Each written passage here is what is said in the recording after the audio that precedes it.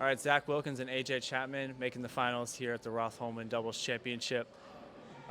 Long road to get here. We'll start in the round of 8. You guys are down 3-1.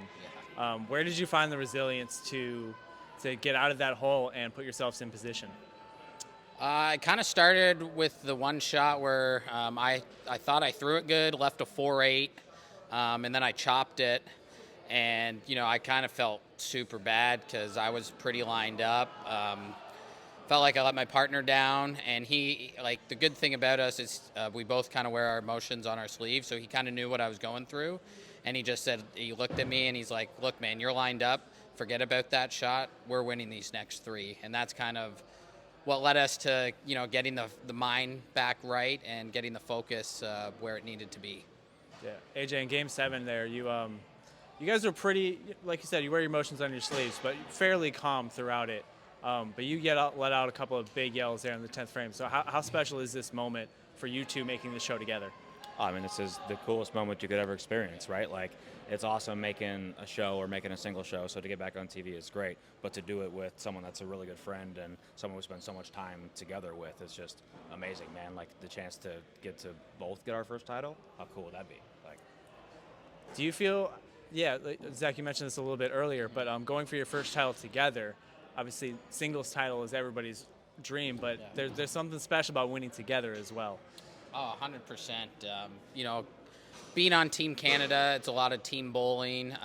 We had a lot of team stuff back growing up in my youth programs.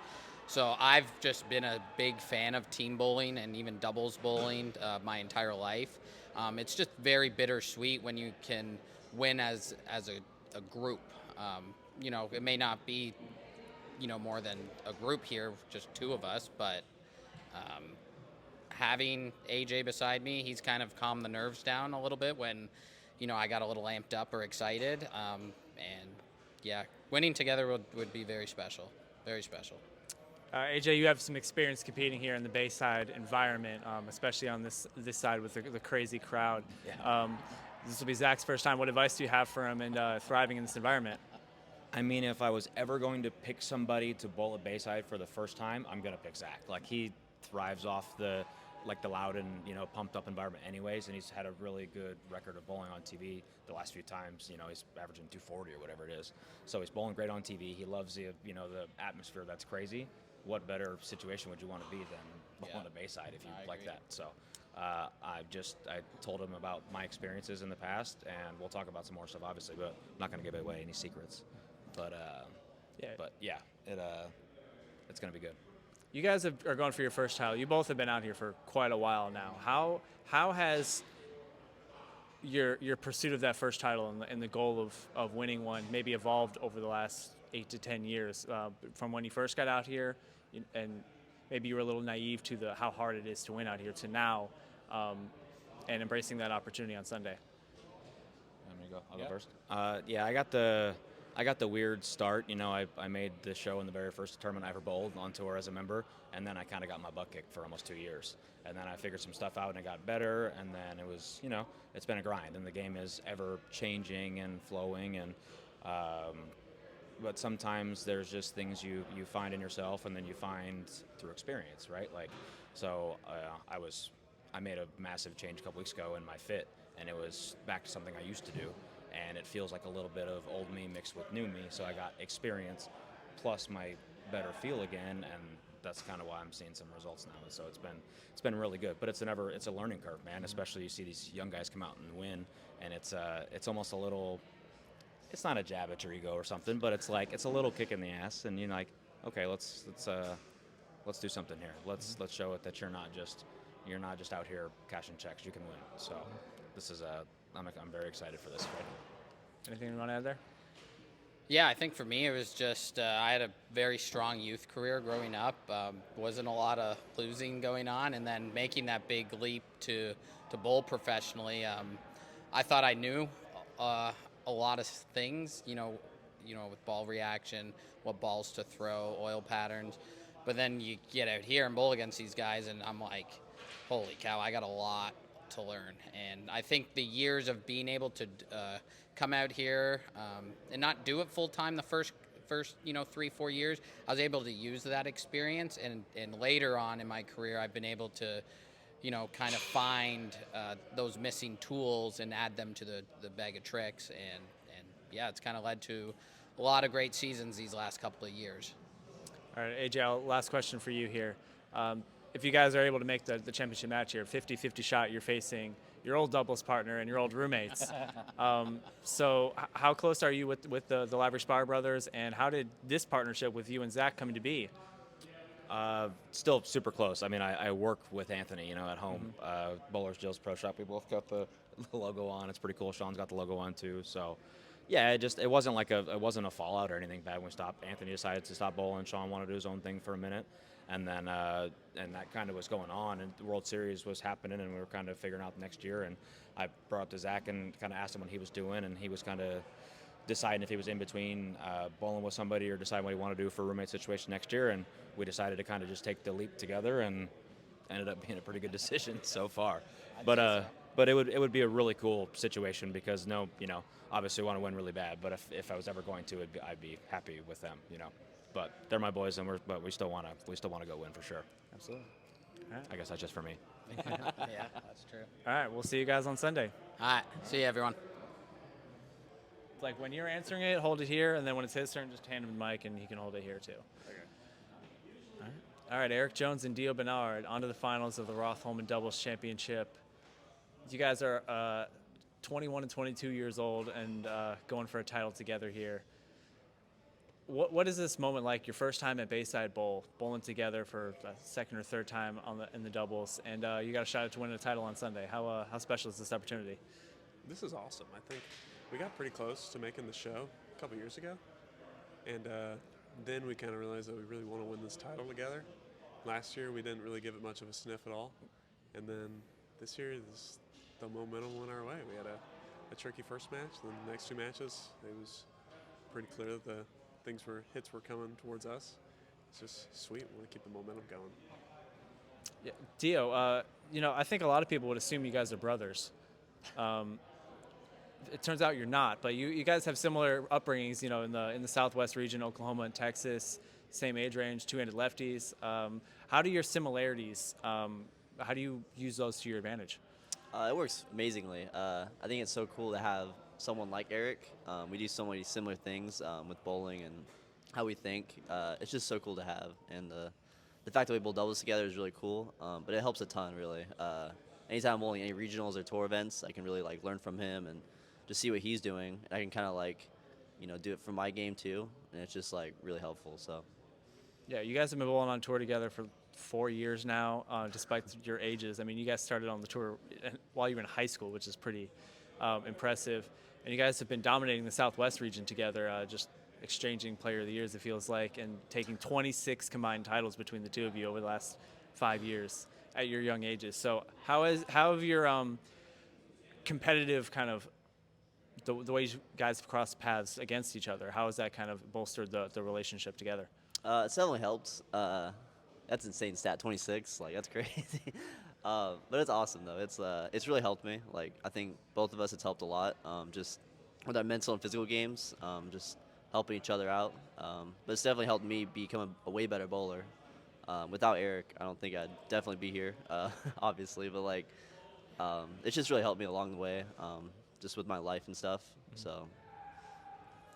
Eric, you guys bowled in the round of 8 against E.J. Tackett and Marshall Kent, who've won this before and have made a lot of shows here. And you guys made pretty quick work of them, 5 games, maybe 6 games. I'm now forgetting at this point. But you guys threw a lot of strikes against them in this crazy Bayside environment. How did you guys perform at your best in that moment against those guys? Dio didn't miss, just at all. And I was trying to do my part of seeing his lane front to back, the spots that he can't see. Mm-hmm. It's if I saw something, it's really easy to second guess something when you're bowling alone. When you have somebody that has confidence in you behind you, I can tell him, get out of that ball, move. I can reassure what he might be thinking in his head. And then the rest of it was just seeing if I could keep up with a transition on the right lane. Luckily, I caught it in Game 6.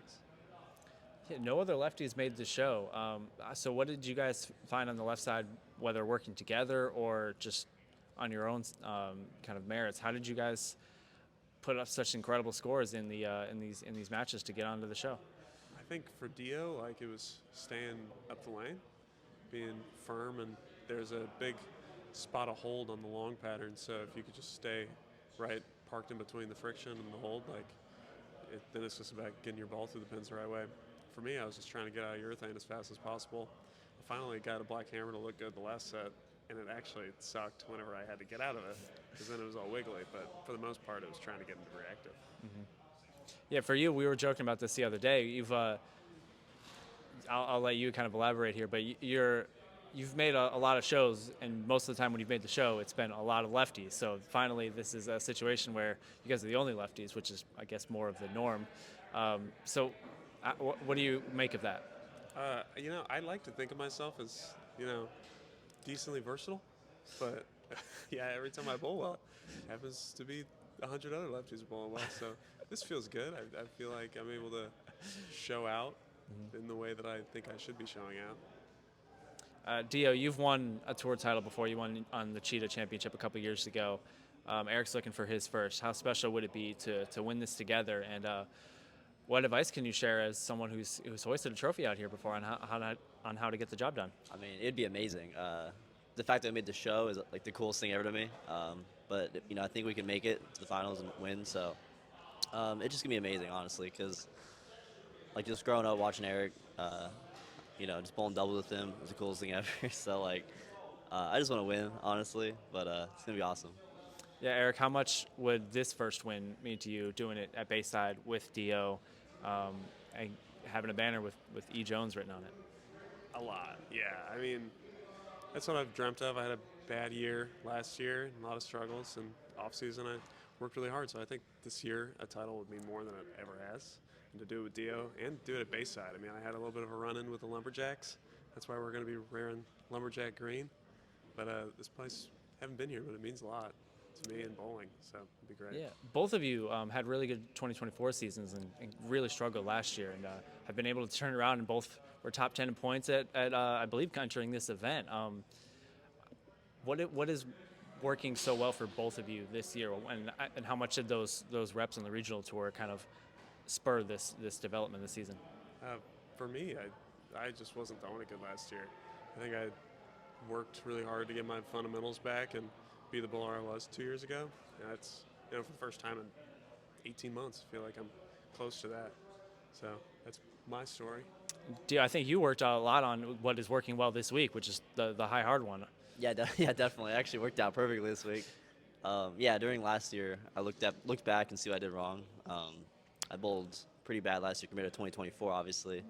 So I tried to fix everything I could going in the off season. So just trying to work on different tricks, what works, loft, and I'm really glad I put the pieces together this year, and it's working a lot better. It's really cool to see the success so far. Yeah, we talked in December at the RPI, and you said being more up the lane and throwing it harder, because when you won on Cheetah, it was a lot of the slower ball speeds, 14, 15 miles an hour, and now you won the RPI, and you're on this show throwing it 18, 19, 20 miles an hour. So the hard work has clearly paid off. Yeah, for sure. It's cool to see. It's weird how my ball speed's gone up so much. I don't know what changed, honestly, because I used to throw it really slow a few years ago. But it's cool to see that I can throw it slow and fast now, and I can do them both pretty well now. So. All right, in the Lumberjack green, we'll see you two on Sunday afternoon. Yeah, for sure. Yeah, chopping down.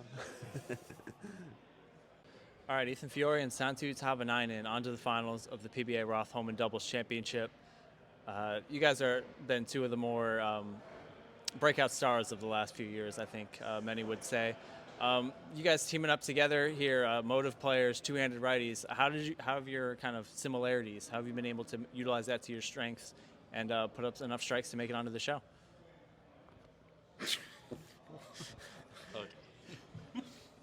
I mean, he strikes a ton on anything. So, I mean, just getting him comfortable is always going to be the number one priority. And being able to get me comfortable on one lane, I mean, it's pretty easy when you're only bowling on one lane at all times. You're going to be able to figure it out. But being able to back him up when he's got something going has always been the pressure situation. Is just apply as much as you can to these matches. Yeah, you mentioned to me earlier, Santtu struck his first 12, 13 shots of Yeah, the he first shot match. 300 by himself the first 2 games. So yeah, I think he struck plenty. You guys were able to knock off Chris Vine, Darren Tang, and then Boog and Kevin, and then in the last match, Jesper and Kyle. We'll start in the last match. Bayside environment can be pretty crazy. Santtu, you've experienced it before. How were you able to get the job done 4-1 against guys that have been here and thrived in this environment time and time again? I mean, during the last round, they had music going. It was mainly just focused on the music. I mean, we were just having a good time. He's talking shit to me for whatever reason. But, yeah, I mean, it's playful banter in between frames, like, oh, you're missing spares, or that shot sucks, something like that, just to take the edge off a little bit. But the music definitely made it a little easier. Yeah, how was the round of 8 experience for you, Santtu? I would say, well, I've seen Kyle and Jesper thrive on this building, and like crowd loves them, and they love to be here. And I feel like for us getting that first game and not letting them to have the be comfortable having the first match on us was played really big part on it, because Kyle is amazing throwing the crowd, and crowd loves him, and he loves the ball here. So I feel like I had a little pressure there, but at the same time, I also had the lane to myself, and I felt like it's just going to be me against Jesper striking, and I trusted Ethan completely striking more than Kyle did. So, of the 4 teams on the show, you guys are the only team where both of you have won PBA Tour titles before. How can you use that to your advantage in these finals? I would imagine, you have that experience of hoisting a trophy before. You've been there before. You know how to do it, but also you don't have that pressure of chasing that first one. So how do you kind of balance that, and how do you think you can use that to your advantage? I feel like, at least for me personally, the big part is like, especially the bowling over there, even during the matches, is like, it's completely different for me to bowl by myself, because I'm only letting myself down and having the extra pressure not letting my partner down. And it just gets me like a little bit more motivation for it. It's been same for PBA leagues on the past and Battle of France, and I feel like that helps out a lot. Both of us really want to win, and we also have figured out how to win at least once, so I feel like that gives something as well. Yeah, I think just a little bit of the experience factor plays into these matches. But these guys just having their first opportunity or another opportunity to catch a win here, it's definitely going to play into the nerves or the pressure that they add amongst themselves. I think out of any of them that are least worried is Dio and Eric, because one of them does have a title. They've been there multiple times. Mm-hmm. But between the two of us, we know how to get it done, and we're going to try and do it again. Yeah, both of you guys are pretty calm, cool, and collected. Not a ton of emotion between the two of you on the lanes. Santtu, you've bowled out here in Bayside before. Ethan, you have not quite experienced this side of the building at least yet. How are you expecting to handle your emotions during a crowd environment like this? I mean, heart rate will probably be up just because of the overall adrenaline, but the crowd's not going to bother me as much. I know these people like to get loud and they like to be engaged and emotional with the players, so I understand it, but we're going to treat it like a normal match, and we're going to try and get the crowd on our side. Anything you want to add there? Yes. All right, Ethan, Fiore, and Santtu Tahvanainen. We'll see you on the show on Sunday. All right. Yes. All right, Anthony and Sean Lavery-Spahr making the finals here in the Roth Holman PBA Doubles Championship. I want to start with the very last frame, so we'll start with you, Anthony. You make the 10-pin to shut out Nate and Julian and lock up a spot on the show. And you guys have been pretty calm throughout the afternoon, but you guys really let out some emotions. How special is this moment for you two? Yeah, so I mean, honestly, a couple of things. I'm going to be honest, here, and I'm going to say what I want to say, just to be completely honest. It was a couple of different things. That match was a little chirpy, a little getting into it too. But I did feel like at the end of the match, Nate standing on the approach, or right at the back of the approach, I didn't really feel like was very professional.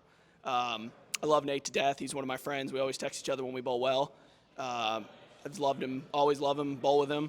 I felt like that was a little disrespectful, though. We're all professionals. We all kind of know that that's not what you do. So a little bit was geared at beating them.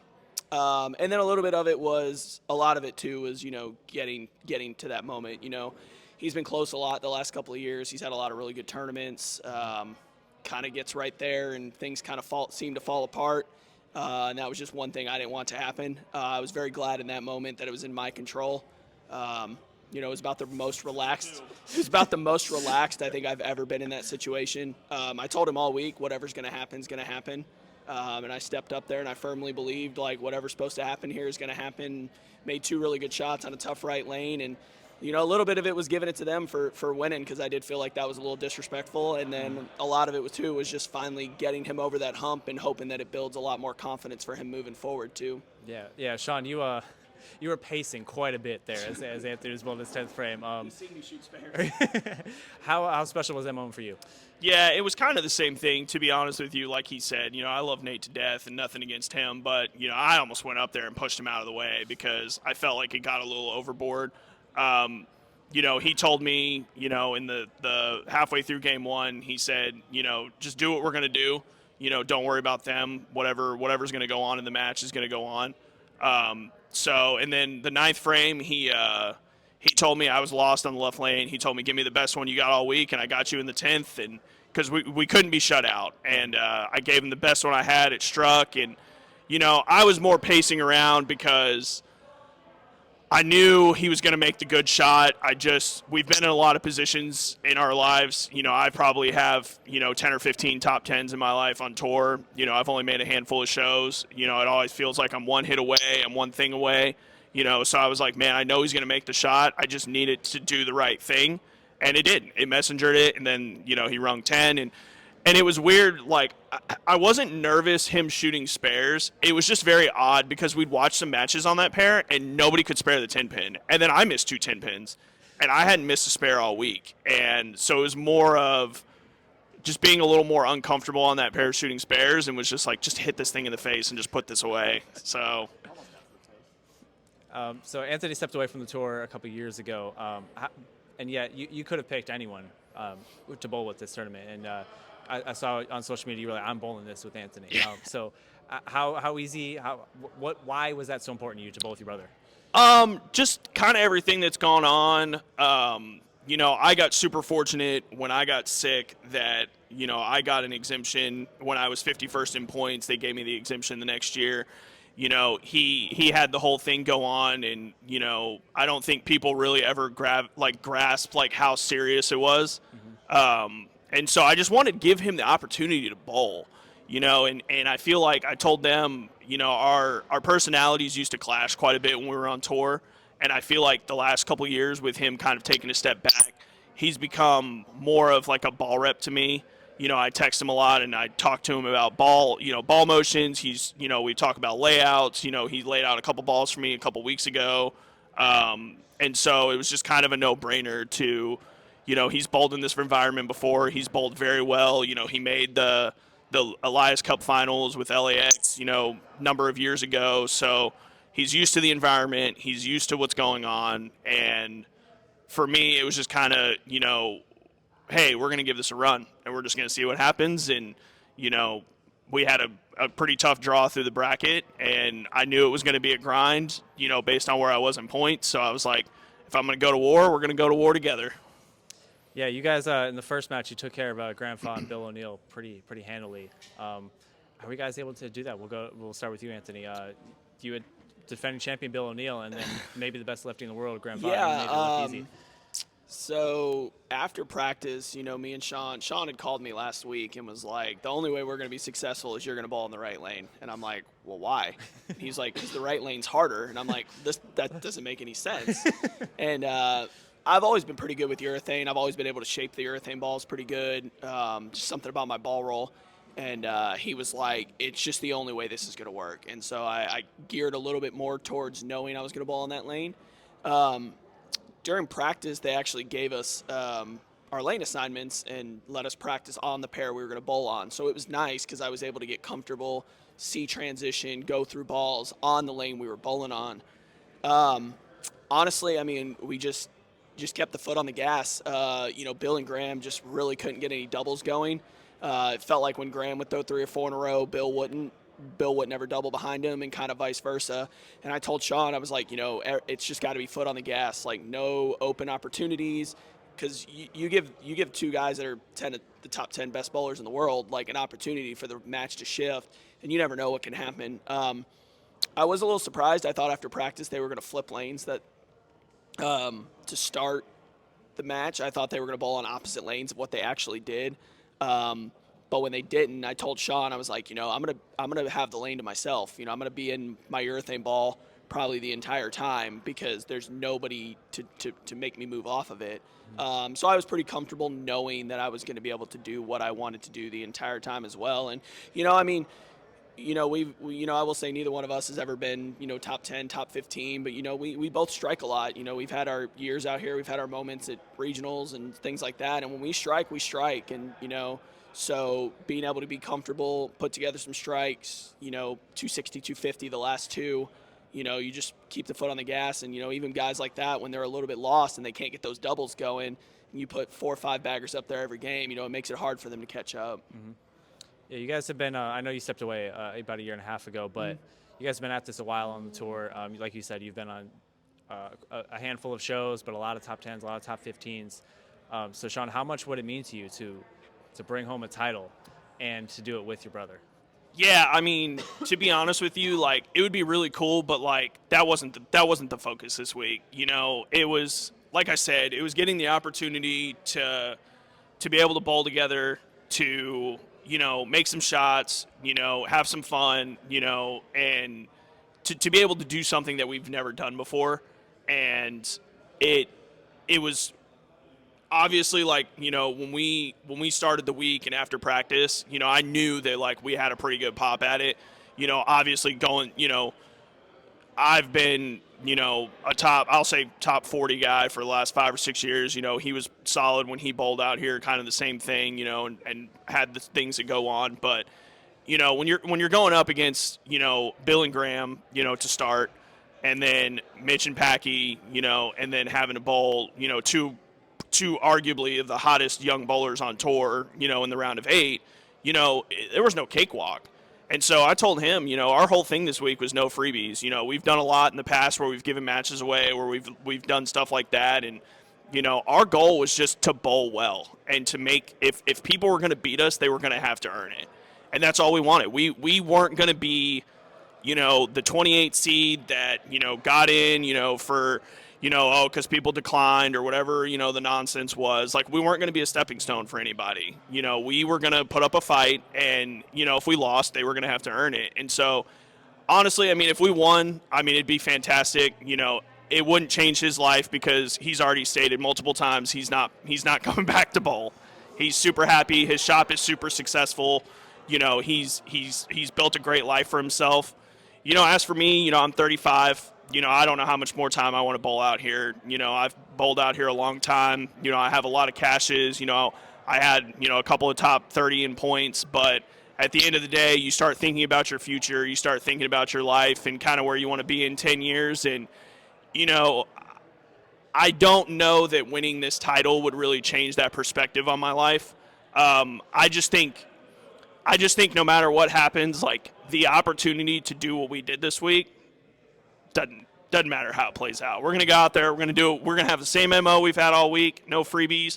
We're going to make 5 of the best shots we can on each lane the first match. And, if it works out, it works out. If it doesn't, it doesn't. But the opportunity that we've had this week will forever be unmatched. All right, last question. I'll go to you, Anthony. As Sean alluded to earlier, you guys have been through a lot the last 5, 6, 7 years between Sean's battle with COVID, and then I know you went through some, I believe, a tumor behind your ear there. So the resilience that you two have shown over the last few years, off the lanes has been impressive to watch. So how do you think that has kind of impacted how you perform on the lanes? For me, I can tell you for sure, like, it was tough for me. I tried everything I could to stay out here. I thought bowling was it. I didn't know what was going to happen after.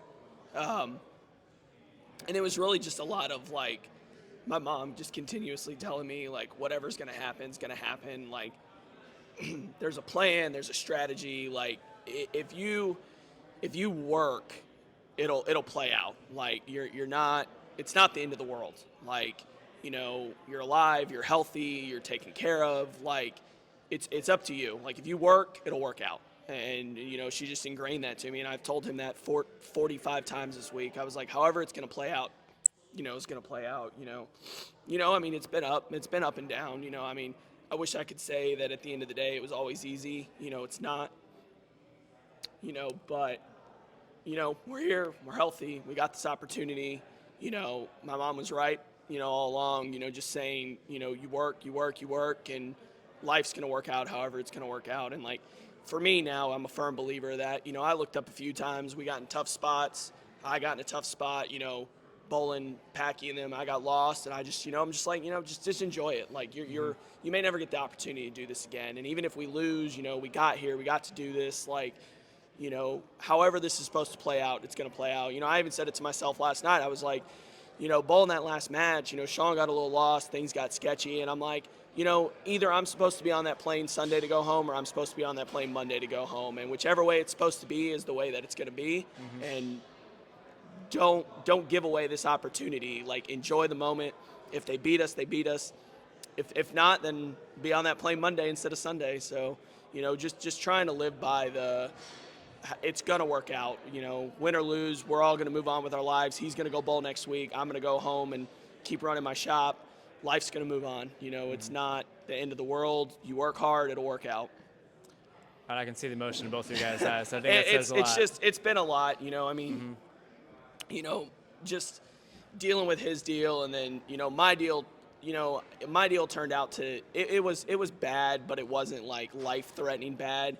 It was more of just the 7 months of dealing with it and not knowing, and, like, losing my exemption. It was really tough for me because I could live with bowling bad and losing my exemption because I bowled bad and I didn't put in the work, but I felt like I got forced out. I tried to chase around the PTQs the next year, but, like, mentally I just wasn't in it. I was so frustrated. I was so, like, resentful of just not anything out here, but just of why me? Like, why did this happen to me? Like, but I'm gonna tell you, at the end of the day, like, it worked out, and it worked out because I worked hard, and it worked out because I believed it was going to work out. And, like, I'm the happiest I've ever been. I love what I do. I love my life. I love everything about it. I'm glad we have the opportunity to go out there and try and win this tournament.